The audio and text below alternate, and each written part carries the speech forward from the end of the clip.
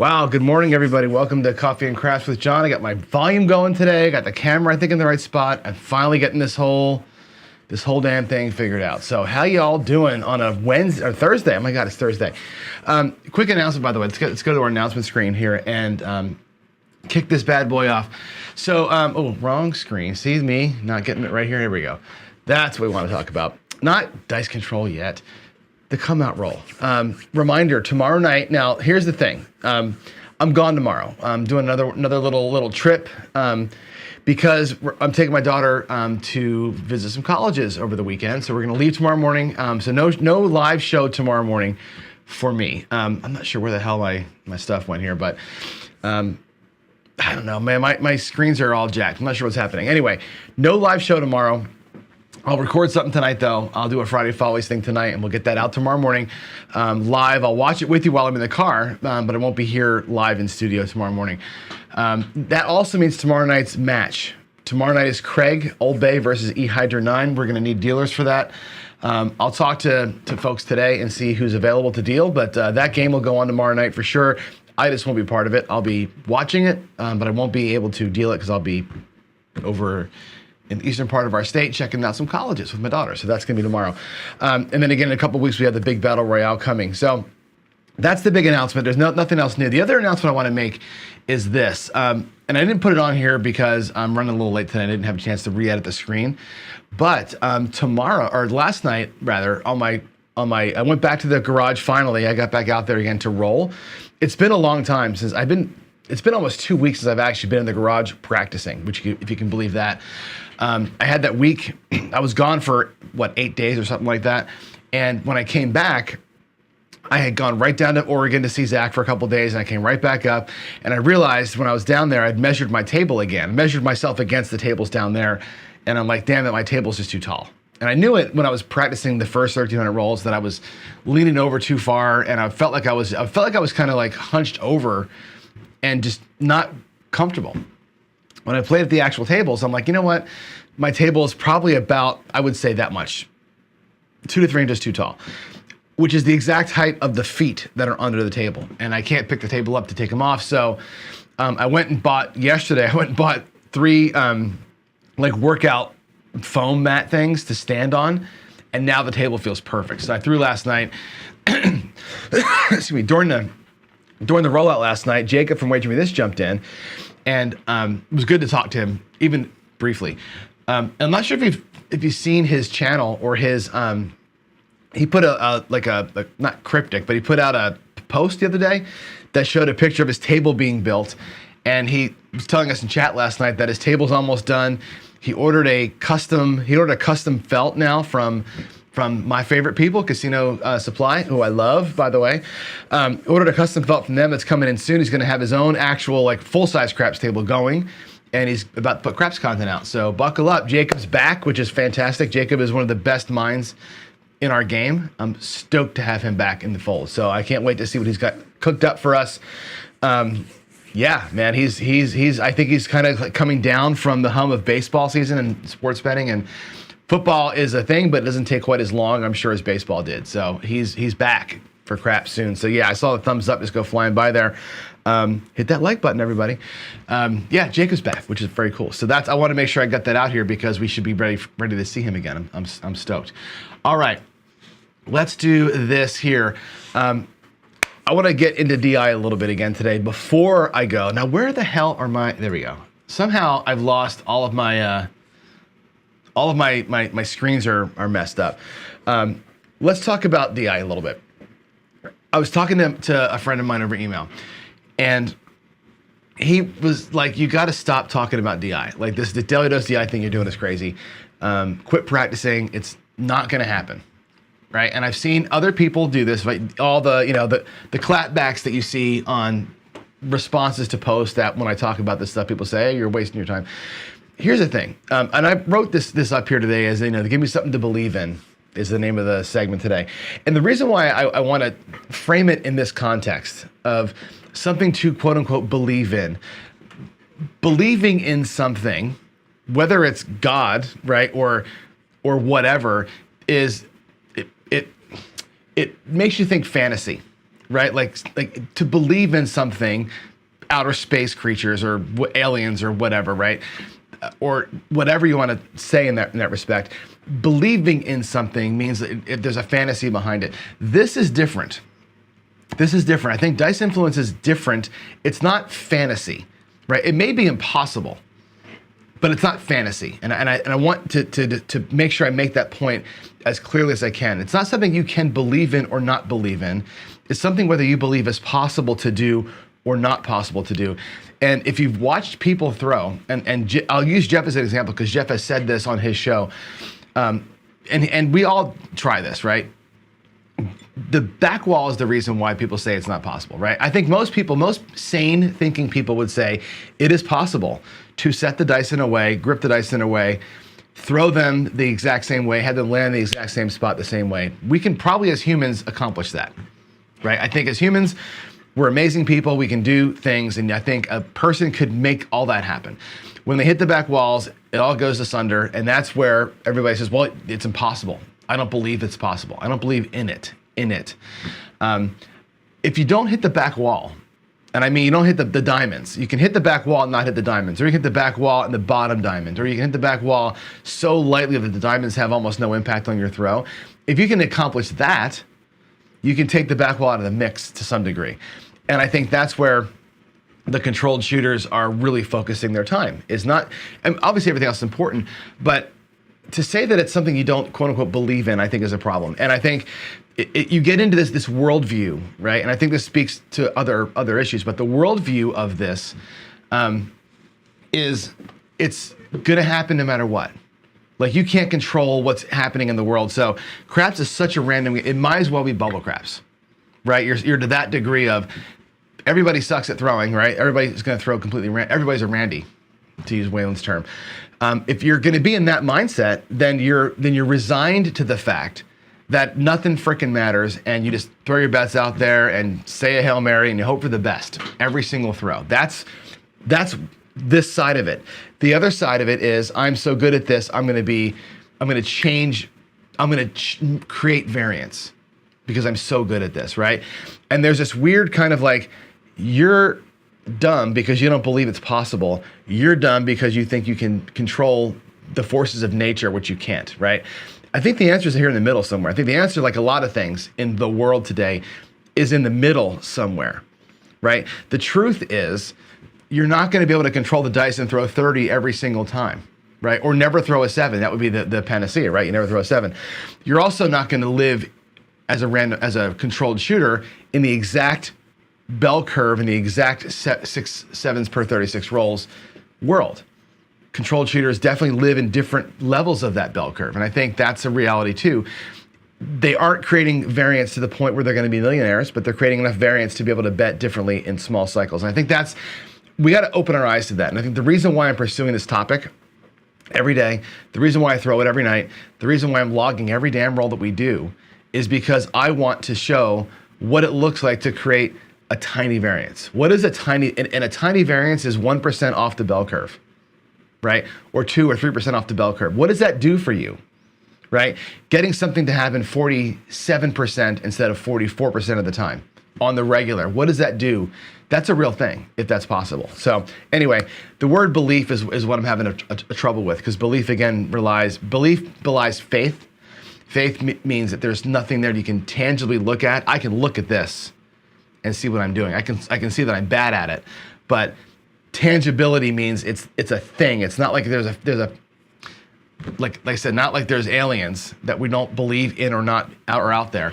It's I'm looking at physics, and I believe that physics can be overcome or worked with, and that's what it is. So there. Anyway, I don't like the word belief. Belief is a fuzzy word, and I think we should talk about possible or impossible, not belief or non-belief. I say this all the time to y'all, words matter. Words matter. So let's stop using I don't believe in it. Let's talk about whether it's possible or not. And if it's possible, how possible is it? If it's 1% possible, that's 1%, right? I'd like to be able to talk in those terms versus idiot or idiot. Which kind of idiot are you? That's what I want to get away from that talk. Anyway, there's my daily dose of the eye today. I just wanted to, like I said, I wanted to to address the words, because I think the words are important to this conversation, and I'm not going to stop talking about it. I'm going to keep on going on the DI talk, because until I have something tangible, numbers wise, I think it's worthwhile talking about. At some point, maybe that'll change. We'll see. But that's where we are today. All right. Yeah, Waylon, I love you, man. Believe or not believe, just make that money. Just make the money, right? And again, I say this all the time.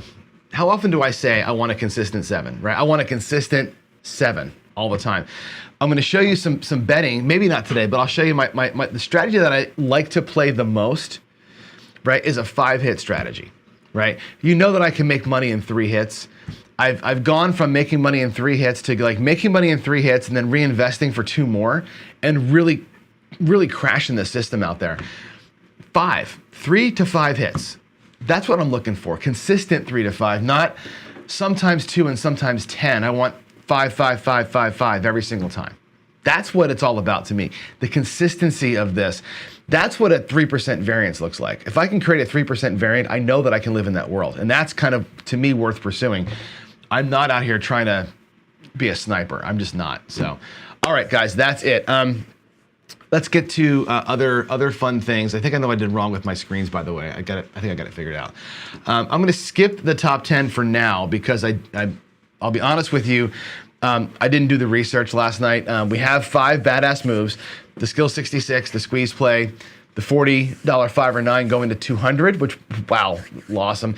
The Texas Crap Shooters single tap and 3 hits to pull in nickels on any number. Those are the top 5 at this point. Somebody suggested, and I'll take your votes on this too. You can say it in chat.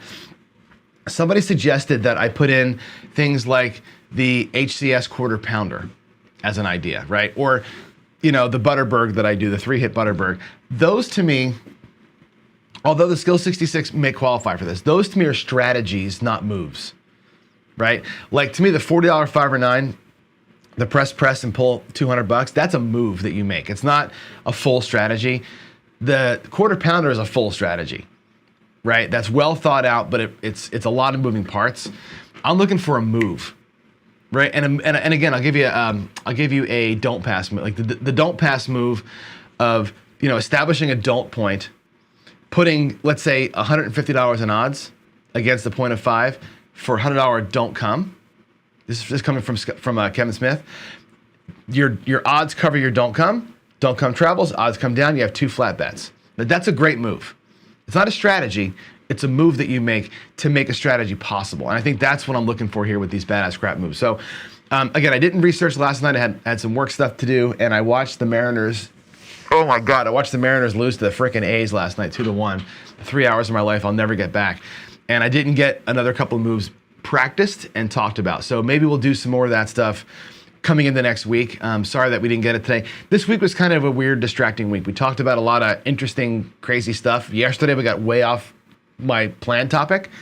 It was a good topic, but we got way off the beaten track there. So I'll get back to this here. We'll finish this one out. Then I'll do a produced video where we demonstrate it all, and we'll come back and do some more. So there we go. The Mets are in. Yes, the Mets are in. Dodgers, by the way, are, holy crap, the Dodgers are good. But my Mariners 116 win in a season record is safe. The Dodgers can't get there, so that's good. I got to tell you something. As good as the Dodgers are, that year the Mariners won 116 games, I've never seen baseball like that in my life. That's probably the best baseball I've ever seen. They blew it in the playoffs that year, but I've never seen a regular season like that. That was utterly fantastic. Anyway, let's go. Let's go to the real topic of the day, which is this. Let's get over there. Come on, baby. All right, let's talk about, I want to talk to you about bet scaling, okay? And the reason why bet scaling is a big topic to me is because we're in the middle of building a bunch of strategies, right? Excuse me, Vince is here. I see Vince in the room there. Vince builds strategies every day. I am a strategy builder. I'm actually a strategy breaker, as you probably know. But when you're making a strategy, you're deciding how you want to play, there's so much out on YouTube. And a lot of what you see on YouTube is on 2 levels. Right? You'll see some guys doing everything at the $5 or $10 level, which is fine. You'll see some guys doing everything with $100 chips, okay? And I'm calling you out specifically, Waylon, because people love you. And you have these great strategies, and they make a lot of great sense. However, they take a lot of money, right? If you're going to try and do a ladder system with black chips and you don't have $5,000, you're going to be in trouble, big trouble. So Waylon gets, I know he does, in his comment section and in his emails, people say, well, how do I scale it back? Well, generally speaking, Waylon does a really good job of showing us strategies at the black level, which means you can almost always remove a zero. $100 becomes $10 on almost every single bet. You can reduce down just by doing some basic math, okay? You can also scale things way up. The 66 inside, which is the basis of the skill 66, is also 660 inside. So if you've got that big bankroll, the skill 66 becomes the skill 660. 660 to 880 and down is a $500 profit in 2 moves, right? So you can scale up or scale down usually by adding a zero on most of your bets. So don't forget, easy math, right? If somebody's showing a strategy that's 160 across and all you've got is a $300 bankroll, that becomes 32 across at a $5 table. You got to reduce yourself down by the number of units that you can afford to bet, okay? Easy math, outside numbers, right? That should say across, not outside. The across factor is 32. 32 across, 64 across, 96 across, 160 across. Factors of 32 get you there. On the inside numbers, the 5, 6, 8, and 9, factors of 22. So 22, 44 inside, 68 inside, 88, 110, 132, 154. Eventually get to 220 inside. Okay. So know your factors. Know it's 32 on across, it's 22 on the inside. You can always scale your bets up and scale down by adding 32 or 22 to your across or inside bets. So from a math standpoint, that's your basics, right? If you're seeing something online that you love, but it's way too big for you, try reducing it by a factor of 10. Go from 100 to 10. That's your first move. Even at 10, you can go from 10 to 1 if you're going to play at bubble craps. Okay? A Waylon $100 strategy can be played at bubble craps at the $1 level. Okay? If you're playing $1 bets, remember this, $1 bets with a $100 bankroll is huge. That's like playing $100 bets with a $10,000 bankroll.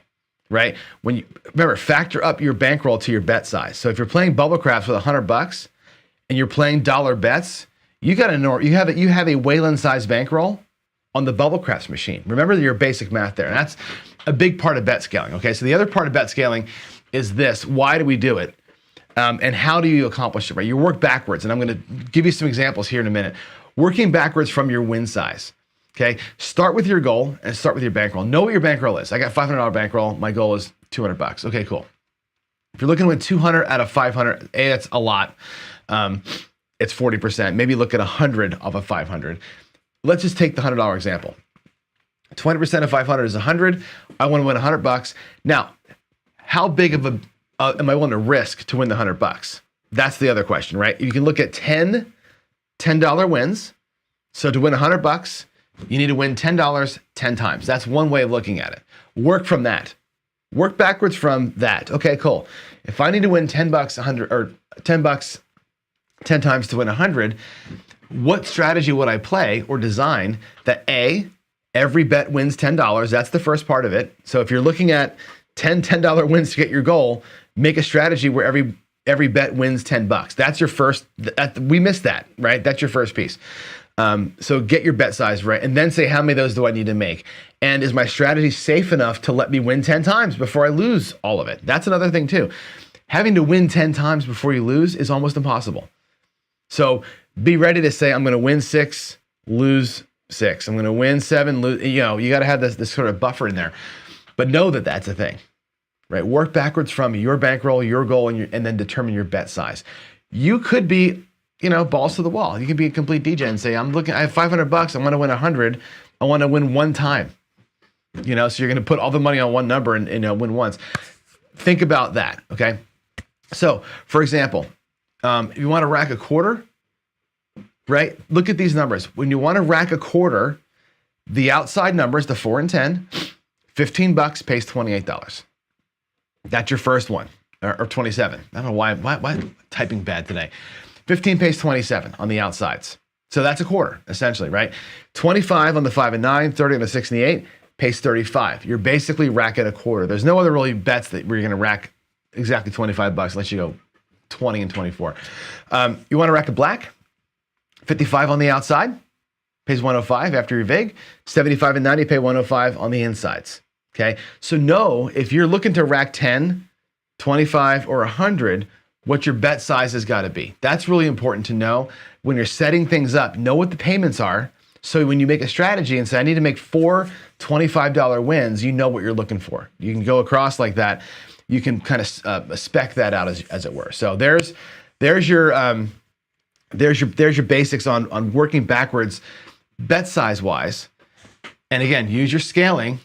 I don't know why these things are doing this. But anyway, use your scaling to be able to understand how you can transfer what we're showing you here online with all of our channels to your actual bankroll. It's important to be able to divide by 10 to get your bets down to a normal thing and know what your build factors are for the across and for the inside bets. All right, let's head back over to that table and play around a little bit. I'm going to zoom in here with you. Let's do this one here. Do the zoomy view. And I want to talk about the Jackalope. Oh shit, I just locked myself out. Come on. Hold on. There we go. I want to talk about the Jackalope a little bit. Let's do some Jackalope stuff, and I want to show you kind of how I came up with the levels that I did for this, and we'll start with kind of the original sort of Velveteen Rabbit that Greg and Dice DJ and Chris had come up with, and the original one was set up like this. It was 640 across. We're going to set up 640 across. And there's some genius in this, right? There's some $20 here. There's some $20 here. There's 640 across, right? And they had set it up with, I think, a $200 lay, or it was a $100 lay on the 10. One bet, $100 lay, and was it 100 or 150? I think it was 150. It does matter. I think it was $100. So let's look at the basics here. What do the bets win in this case? And this is why I diverged from this originally. Okay, what do the bets win? We don't need the puck. What do the bets win? Well, the 10 wins $200, or the 4 does, right? The 9 and the 5 win 140, and the 6 and 8 also win 140. And this over here wins $50. Okay. Now you could up this a little bit, obviously, to be 200 to win 100. Either way, but look at the numbers that we've got here. Okay. On a 7, you win 50. That's cool, right? If the 10 pops and you lose 100, these bets up here have a job to do. We trigger the bets on. They have to win at least 100. They all do. They all win at least one black chip to replace what was lost, right? In all cases. And then you've got this built-in little bit of profit along with them. That's the original version of the rabbit, okay? What I like and don't like about that, I like the fact that after I lose a lay bet, any one of these across bets here wins enough money, there's the $100 back, wins enough money to replace the loss, there's the $100 to replace the loss, and profit $40 or whatever on the way through there. But from a bet scaling standpoint, I wanted to make an improvement to this and find a way to be not only a little safer, but be more consistent with my bet sizing. So here's what I've done, and I'll show you how to reduce this down to a more human size level than what I like to do. But let's get my favorite bet size out there, which is 750 across. That's 125 on the 5 and 9. That's 150 on the 6 and the 8. I'm going to work backwards from win goal. Here's what we're going to work backwards from win goal. And what I'm going to do is I'm going to lay, not the 4 and 10, but the 5 and 9. I'll put the lays out here so you can see them at $75 each. Why $75 each? Well, $75 lay bet on the 5 or the 9. The lay bets pay 2 to 3, right? Which means each of these pay, after vig, $50, otherwise known as a black chip. They pay a black chip. Boom. Okay. So that's the first thing. I know that on a 7, I'm bringing back a black chip. That's my win level. One black chip. In the front, let's reorganize the front a little bit. We're gonna make a little change here. Okay. We know that the 125 on the 5 and 9 and the 150 on the 6 and the 8, all four of these inside bets pay 175. So if I had, let's say, lost my 9, I lost 75 bucks on my 9, I turn the front bets on, I win 175, I can replace the 75 directly, and I'm racking a black chip. So either the 7 racks a black chip or an inside number racks a black chip. That's the genesis of the levels that I've got set here. The reason why I chose these levels was exactly that. I can replace and I can rack a black every single time. Here the 7 comes, I rack a black every single time. Now the 4 and 10 are different because they pay 200, not 175. That's the outlier. They pay 200 bucks instead of 175.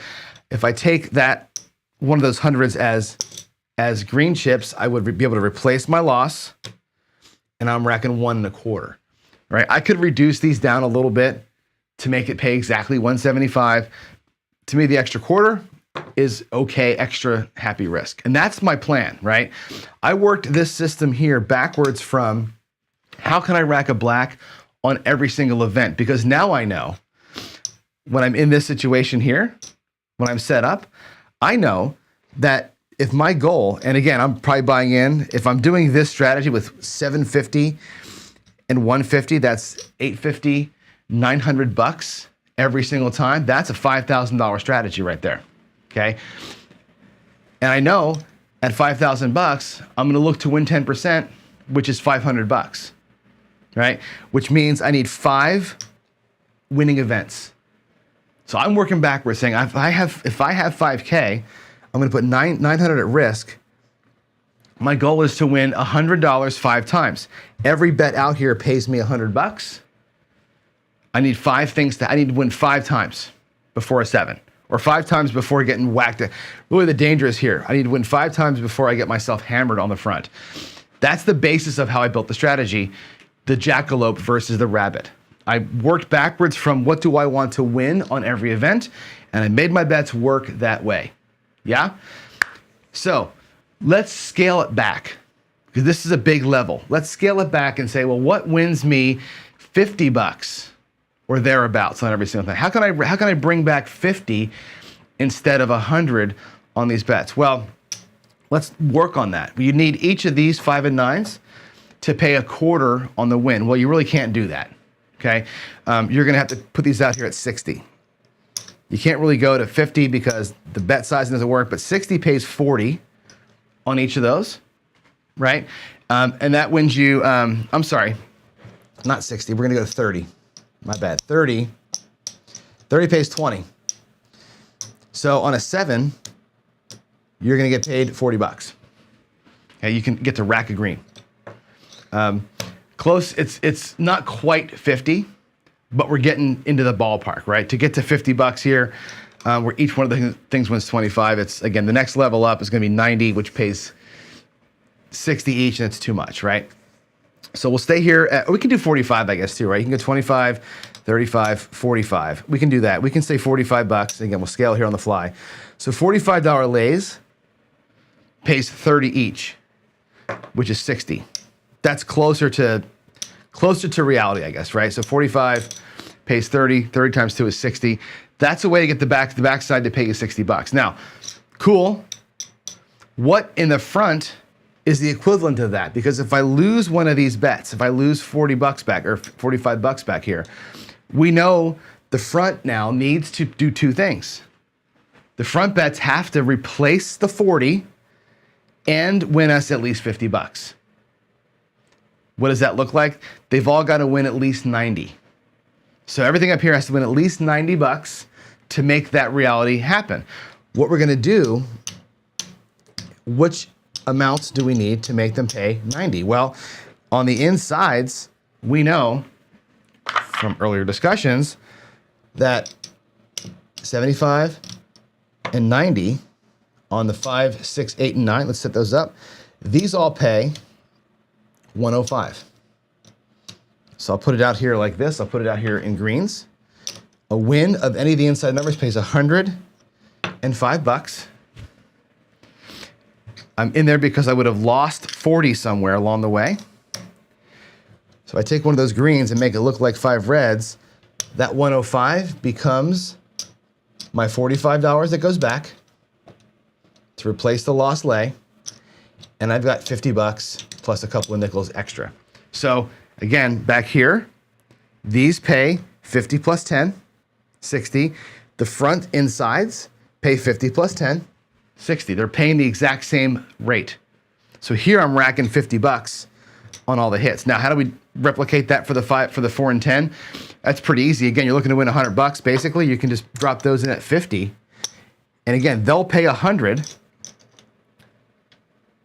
Let's do that. They'll pay them as 75 and 5. 4 and 10 will pay 100. And again, it's going to pay 25, 45 to replace the lost bet. Nope, 25, 45. And you're left with 50 bucks plus 5. So here, every bet now pays 50. And again, this level, what do you need? Well, you got 220 on the inside and $100 on the outside. So it's 320. I'm sorry, it's 330 plus 100. So it's 430 across. Again, multiply 430 plus 45 plus 90. So that's 520. Multiply it by at least 5. You're at $2,500 now. Now you're scaling back your buy-in. Scale down your bets to be more quote-unquote reasonable amounts. Let's scale it back one more time. Again, bet scaling. We're going to reduce all this stuff down to more reality-sized bets. Let's make these look like 30 bucks.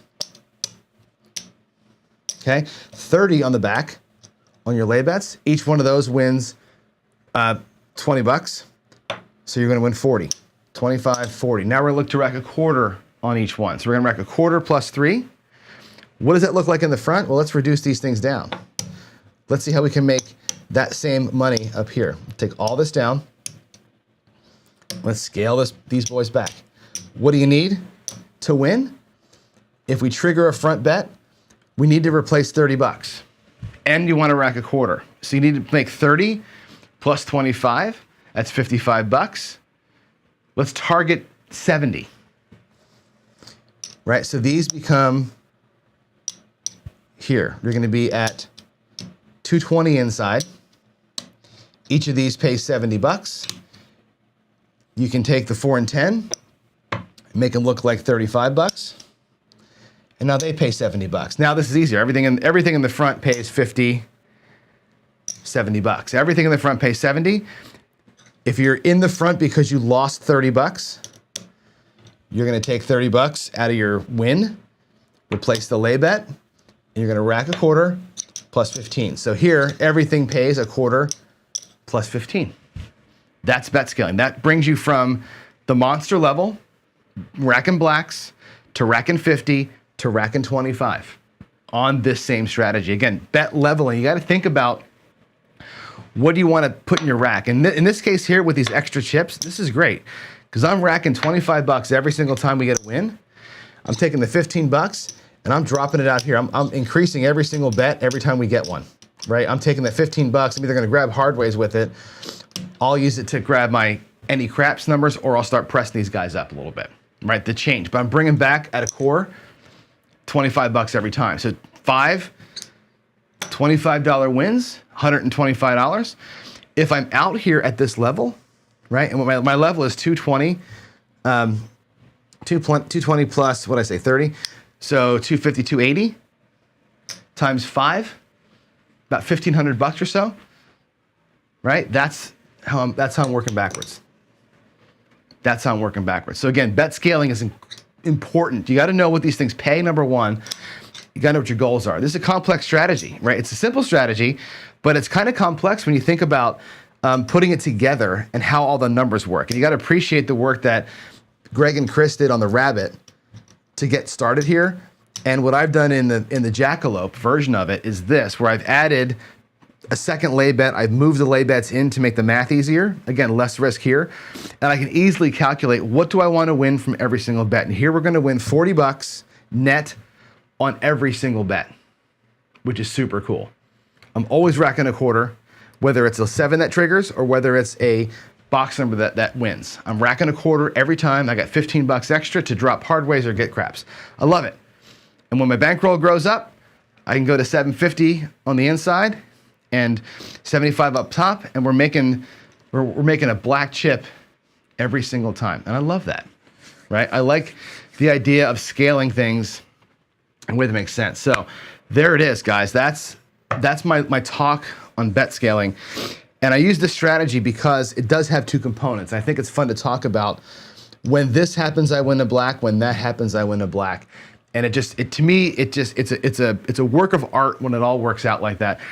And again, if you're looking at like your own normal thing, let's say that take the lay bets out here. Let's say that your goal, at the $1,500 buy-in level, where you're 220 inside and you're 30 on the outside. Okay, so you're at 290, right? 220 and 60. What kind of add they? You're at 280. You're at 280 out here. What does that look like for you? 280 times 5? 1,000, 1,400 bucks. Reasonable win goal from 1,400 bucks is, I don't know, what's 10% of 1,400? 140 bucks. That's a couple of wins in here. Maybe it's 3 wins at $70 and you're out. So think about that. Think about what you want to win, your goal. Think about what your bets pay. Think about how many wins you have to get, and you can scale yourself up or down from that point. Why don't we go ahead and roll the rabbit out? Since we're here, let's roll it out at this level. We'll roll it out here at the human level, human size level, just because I'm sitting here, and we'll do it. Let me zoom out the camera a little bit. Let's see. Actually, no, I'll leave it zoomed in. It's fine. It doesn't matter. Puck's off. I'll roll. Let's go for, and what I say all the time with this strategy is I want 5 wins. I'm looking for 5 wins. So what I've got out here is, again, 30 and 30 to win 40. I got 220 inside. Let's set it up. 220 inside and 30 on the outside. So it's 220, 250, 280 plus the 60 up here. That your total out there is 340. I've got another 10 bucks in my rack that we'll use. I'll put the rack over here in the middle that we'll use for the craps bets. Let's roll it out. Let's try for my goal of 5 total wins. If we can get 5 wins out of this thing, then that would be, to me, a 10% win on your buy-in. Let's do it. Let's get 5 wins. Let's make her happen. This is a 549. Okay, 549. Again, I'm just going to roll it out. Just to give you a sense. Now, right away, we lose, right? We get a 9 as a point. We lose our lay bet right out of the gate. So we start out by triggering. I like the 5 and 9, by the way, as my trigger points because I like to trigger. I want to be on the inside. My favorite thing about this strategy, by the way, is this pattern of triggering and having the one roll live in here. Now we're on the inside of the cross bets.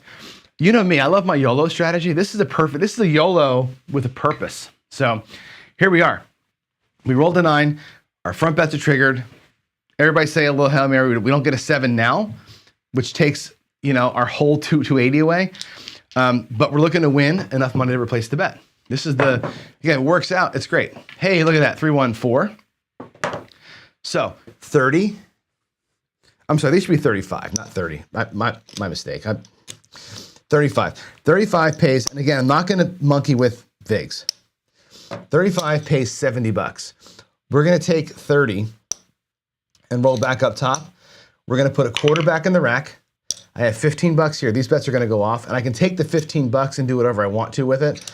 I'm going to hang on to it for now. I got 10 bucks in here. I'm going to use that for hard ways and for the craps bet the next time through. All right. Those are off. We're still on a point of 9. Now that's one winning event. We're going to put the wins right here. I need 5 quarters. 5 quarters in my rack. 5 wins only. There's a 437. That's a win. 437. Again, each of those pays 20. That's $40 in wins. That's our second winning event. And the 3 units can come back. Now I've got 6 units, by the way, of red chips that I can use here 2 ways. I can preemptively get the 5 and 9 pressed up and the 4 and 10 pressed up a little bit, right? I'll reinvest the reds out here as I win them. I'm going to keep the greens are what I want. I'm going to reinvest the reds and press a little bit at a time down here so I can reduce my overall winning by 1. Instead of winning 5, I can get out here with 4 wins. Okay, there's 1.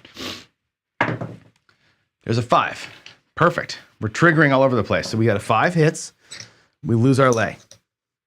Bets are on. Remember, I just bumped up the 5, the 9, the 4, and the 10. If we can, avoid disaster here, that'll be our third win. Let's avoid disaster. Oh, it's a midnight. Oh, I didn't put my, sorry. $10 crab check is out here. That's the reason why that's there. $10 crab check should have been out there. That counts as part of this. So the midnight pays 70 out here on this craps check. That comes back to the rack. 30 goes back to the 5. A quarter goes into our rack. We have $15 more, right? So we got our third win. 1-7, 2 times up here. I have $15. I'm going to go ahead and get nickels or pennies for that. Let's get our 6 and 8 a little bit higher. They are now at 50. They're at $66. A little bit of change. Frontline bets are off. Point is 5. There's a 6. It doesn't matter. 3 wins in to our quarter per win. We've got 3 so far. We need 5 wins to get to our goal. There's a 7 of 6, 1, 7. Again, those two will pay $40 between them. There's 25, 40. Okay, we're gonna rack that green. We have $15 out here to kind of play with. We're not doing the crash rate. So I have $15. We would do it with $15. Let's go ahead and get the 6 and 8 pressed up one more time. I'll take that nickel back over here. Let's make the 6 and 8 look like 42. I'm sorry, 72. Yep, $72. They're off still. We need one more win. Jackalope needs one more little win, and there it is, 617. So, simple math, right? It pays $70, or I'm sorry, $40 back here. That's our 5th win. We won 5 times. All this strategy has to do is win five wins of any kind. There's the $15 extra. I'm actually gonna reset everything to where we started, and you'll see where we got to. So here's the 4 and 10 are at 35, like they should be. I'll bring that down. The 5 and 9 should be at 50. I'll bring that down. The 6 and 8 should be at 60. So I'll bring those presses down as well. So in addition to our 5 wins, although our presses didn't hit, had they hit, we were beefed up a little bit here, and we got 50. There's 4 whites, 5 whites. That actually makes $75 down there. An additional $75 in winnings because of the $15 every time gave us the extra $75. We have a total of 7 units or 8 units in wins. That's a beautiful thing. But this only works because we scaled it right. It works because every bet pays the same. No matter if it's a triggered bet or if it's a back bet, they're all paying 40. We're always racking a quarter. We're always putting $15 back into the mix. And Bob's your uncle. 5 wins before disaster is all you need. Luckily today we rolled a bunch of 7s. We only really were at risk out here 2 times out of the 5 wins. So 2 of these were frontline wins, 3 of them were backline wins, and we have all that extra little juice there. So that's a little bit on bet scaling. Hope that made sense. And what I'm trying to show you here is to work backwards from your win goals, right? If I was at the 750 level, all of these are black chips. Right, if we started at 750 and everything's a black chip, that's $500, $800. The same thing would have happened. The same rolls, the same thing, just scaled up from $25 wins to $100 wins. Yeah? That's cool stuff. I love this strategy anyway. It's one of my favorite ways to play, quote unquote, on Randy. I love this strategy against random shooters. It takes 0 thought to do it. It's very, very simple. It's very safe because I'm playing mainly for the 7. I get my adrenaline rush when I YOLO for the 1 roll. It's always fun to have that little rush and you're at risk and you're feeling the game, right? But it's a YOLO. It's a 1-shot risk every so often. You know, you're playing hide and seek with the 7 on that 1 roll. I think it's fun. But I think it also, like I said, it gives me a good reason to talk about scale. And how do you bump up and bump down? This can be played, by the way. I do this on my bubble craps all the time. I'm going to show you the bubble craps way because, again, this takes a lot of bankroll to get you here. These aren't cheap bets, right? Going out there for, 340 or whatever this is, isn't for everybody. But in bubble craps, look what you can do in bubble craps. You can actually lay up here the 5 and 9 you can do it for $1, right? You can even do it for $3 if you want to. I mean, the easier way to do it is for $3. If you do it for $3, each one of these pays 2. It pays 2 to 3. So you're going to win $2 on any 7, which means up in here, how do you win $2? You got to replace your $3 back. Well, if you make your 10 and your 4 look like $2, they should probably look like $3 actually. Make it look like $3. They're going to pay 6. They'll pay $6, which means you're going to rack 6 you're going to rack 6 and you're going to replace 6. The 5, 9, 4, and 10, and the 5, 9, 6, and 8 rather. In here, if you make these look like $3, you're not going to rack as many, right? Because $3 here, 3 here, 3 here. This is like a bird game almost, right? Where you're going to get paid $4 here and $3 in here. That replaces your loss up here and racks you $1. So at the bubble craps level, you can even go dollars. I've done this on Crapsy with dollars up here and dollars in front, $6 across. And what you end up with is this. These things win like 97 cents between them. These things up here win like 87 cents, like $1.87. So you replace your buck, you rack 87 cents, and you sit there forever and play this thing for $8. You walk into bubble craps with $200 and play it like this, $6 across and $2 in lays, winning 87 cents every single time. You can sit there all night long.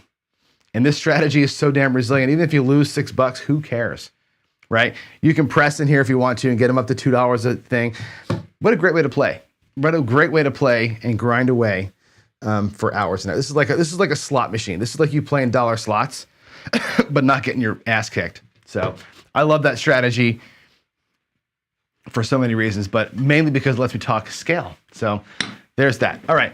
Let's see. What in the hell is happening over here? I'm looking at chat. Waylon's talking about somebody falling out of a tree. Oh my God, I have no idea what's going on. Oh my gravy. Okay, here we go. Let's get back to it. Let's see, where do we want to go? We want to go to here. All right, I think that's really mainly it today. It's already 9 o'clock. Good Lord. Nice little run there though. That strategy, by the way, that's normal for me with this strategy. I can get my 5 wins usually within the first 2 or 3 shooters. It happens pretty quick. If you go down on the front, which happens, you can fight back. But that's a fun one. Again, it gives me a lot of reasons to talk about scale and a lot of reasons to talk about how you construct a strategy financially from working backwards from goal. So hope that was good. Hope that was a good lecture today and a good time. We didn't do our daily paycheck. I will come back. I may do daily paycheck later on. Actually, I got not a lot to do over here. So I may come back to daily paycheck. I'm going to record something anyway for tomorrow for Friday Follies. So I got lots to do here craps-wise today to get ready for tomorrow and for the weekend. But all of that to say, let's go back over here. And let's make sure that we're available tomorrow night, right? So I won't see you in the morning live. I'll see you in chat. Tomorrow night, I won't see you live. I'll see you in chat. But tomorrow night, Craig versus E-Hydra. We're getting the contacts put out now. So we'll have dealers and players ready to rock and roll tomorrow night for a great Friday night fight. Craig gets to defend his title after taking down the mighty Midmo Yo. All right. So that's it all. You have a great Thursday. Thanks again for being here. I'll be online tonight for sure doing more practicing. So if you want to join me in practice session, it's not terribly exciting, but it's transparent. And it keeps me honest. So I'll see you hopefully out there. That's it. Actually, before I leave, let me just double check, make sure I didn't miss any comments that were meant for me. Get it together, Sisol. But yeah, I know I was having a tough time today. Let's see, any questions? No actual questions. Check questions for John, it says.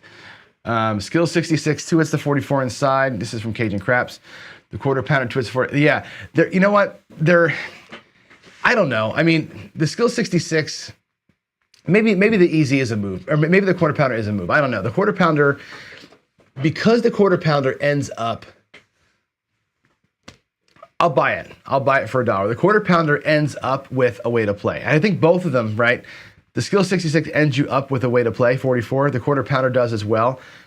maybe I mischaracterized it. Maybe that should be considered a move and not a strategy, because this was what you do after the quarter pounder is up to you. And I think they both end in the same spot. Let's do that. Let's actually, it's good. Let's put the quarter pounder out there against the 66 tomorrow. Maybe that'll be kind of the first kind of bracket look at like which one's better. We can look at both of them side by side. I haven't played the quarter pounder in a long time, so let's do it. Let's put them both out there and see what feels better to get to your play goal in 2 hits. All right, thanks Cajun for slapping me around and making me think straight. That's a good point you make, and we'll do it tomorrow. Let's see. All right. Yeah, Vince, good point here too. I'm not sure if you're probably talking about something else, but this is a great point that he makes. The move in general may not make money on its own, but combining the badass moves together can be super profitable. And that's a big thing. Like you take the 66 or the quarter pounder with ease, and you come back to 44 inside. That 44 inside could very easily be, instead of 44 inside, 20 and 20 on the 5 and 9, and you turn the quarter pounder with ease into 20 on the 5 and 9, which turns into the rack 2 blacks, right? You could use that to create the next strategy or build yourself into the next play. And that's what Vince is a master at, looking at that kind of stuff. And I think that's like building a strategy. Taking an awesome move like these things we're showing you and doing something with that to build a bigger thing. So very easily here, by the way, super easy. Think about this. Let me actually go back. Now I'm on a tangent and we're gonna talk. Think about what we just did. All right, and Vince, pay attention here. I want you to do this with me. I'm gonna go back where we just were.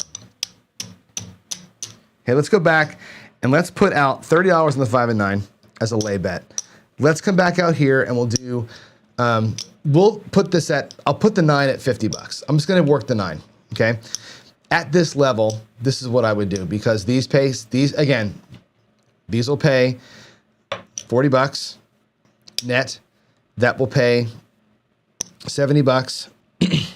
If we trigger here, it'll net you $40. The same thing. It'll net you, I'm sorry, I got that wrong. It'll net you $40 if I take the 30 away. That's cool. If it nets you $30, like so, you could turn this into, instead of racking the quarter and spreading the 15, which you could do, you could very easily, boom, just jack it all on there. And now you've got a $75, $90 9. Okay, right? That's 105 plus 21, that's 126 on the next, if that hits, right? 126 easily replaces your 40 and leaves you with $86 to put on here again. And another $86 on top of here. You'd probably go 80, most likely. So you're at 75 plus 80, that's gonna be 155, 170 on the 9, which will pay, what is 170? It's gonna pay a bunch. It's gonna pay like $230 or something like that. You can turn that $40 that you would win on the first hit, instead of racking 25 and playing 15, just stack it up.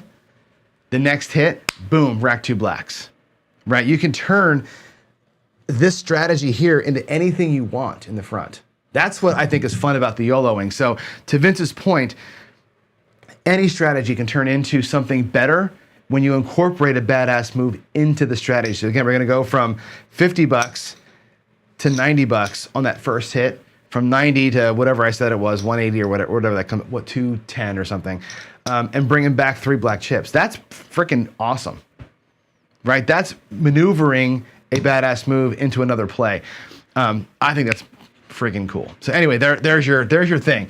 I think, thanks Vince for making that statement, because I think that it gives us reason to talk through, I don't know why I'm gonna come out real here, but reasons to talk through building a strategy from other parts, right? And how can you use other parts here? Again, I'm looking for 5 hits in the strategy.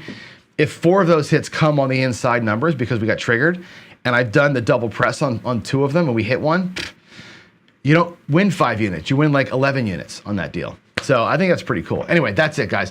I definitely do have to go to work. So y'all are awesome. Love every one of you. Again, thanks for being subs. Thanks for being here. Thanks for being my friends. And thanks for the community. You guys have built an awesome community here. So love seeing y'all every day. That's it. Happy Thursday. See you tonight for practice. I'll see you tomorrow for Coffee and Craps, Friday Folly style. Have a good rest of your day, y'all. Bye.